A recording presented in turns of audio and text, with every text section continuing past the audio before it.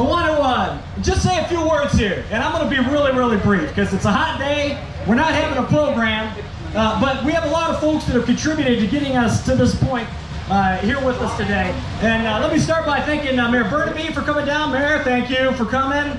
And all of our other friends. I see Jack Timken, Mark Scheffler, Mark Samalzik here. Joni Close was here earlier. I could go around.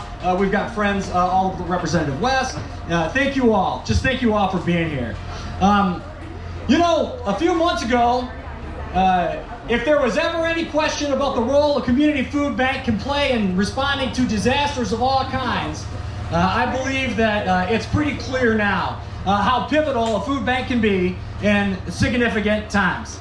And certainly the food bank has been fully immersed in our COVID-19 response. And so for all of you that supported this campaign, but came forward recently with an additional gift in our COVID-19 response, we want to thank you for that. We've been working really, really hard. And one of the partners that's been in with us from the very start on that is the Ohio National Guard.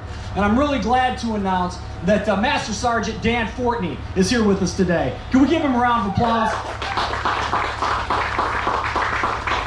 Master Sergeant Fortney is the commander of the 1145 out of Stowe. And his group of soldiers has done an incredible job. Together, they have helped us distribute hundreds of thousands of pounds, and they've done just a wonderful job for us. So thank you, Master Sergeant. So I just want to say something here really briefly about what we've got going on today. And so we thank you for coming to add your name to the legacy that we are building here on this construction site. I jumped too quick because my lovely wife is here. Holly Flowers, the biggest donor to the campaign. Thank you, honey. We're not going to have a formal program, but it does seem fitting to say a few remarks, and I'm happy to do that.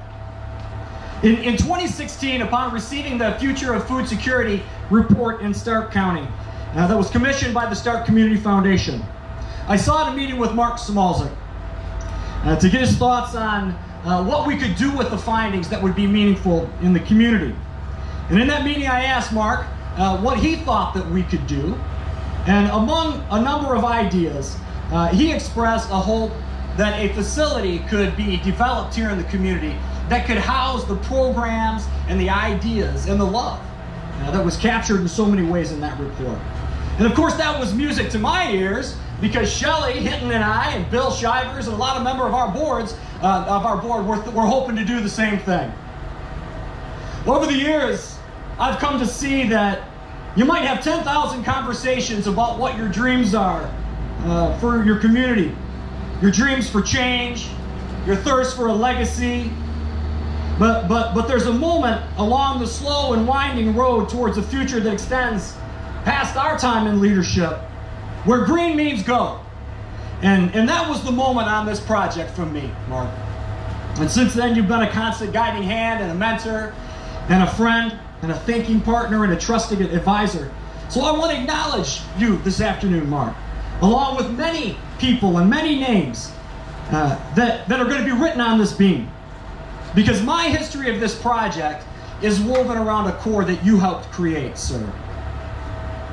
And Mark and I are two people that are weaving together cords of hope to make this project happen, and each of you have woven your own, threading your hopes in your work, in your companies, in your foundations, in your networks of people, and together we are binding all of those threads into a powerful hope that encompasses this entire community. And that's what this project represents, and it will go on past us all. A day will come when an entirely different generations of leaders and volunteers and community members pass daily under this beam. And dust is going to cover all of our names. And if not, and most of the people, if not all of them, who walk under it won't have any idea who we are and the work that we put in to making it happen. And that's precisely how it should be.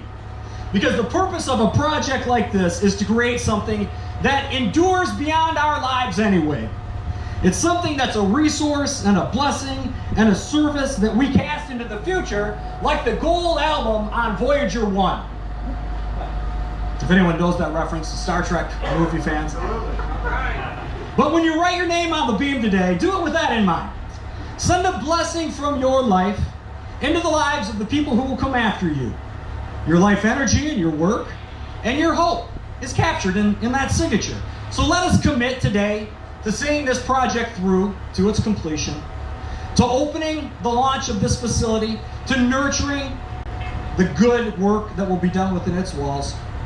Our work here will not be done until we've finished building this building, until we've made this food bank healthy and strong for the next generation of leaders to come, who we have to find.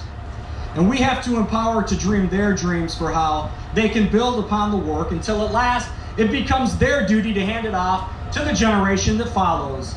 And so it goes. And last thing I want to say is that if no one's told you that they love you today, I want you to know that the Akron-Canton Regional Food Bank loves you. I want you to know that we're happy to be here. We look forward to being your neighbors. I want you to know that you'll always have friends at this food bank. And you can come down, and as soon as we can give you a hug, you get a hug. I want you to know that we're going to remain at our post until our duty is complete. And we will work until our last drop of energy to never let you down. And we need you to stay with us because the best is yet to come. So thank you for all of you for coming today. That's all I have to say. We love you and have a great day. Thank you all.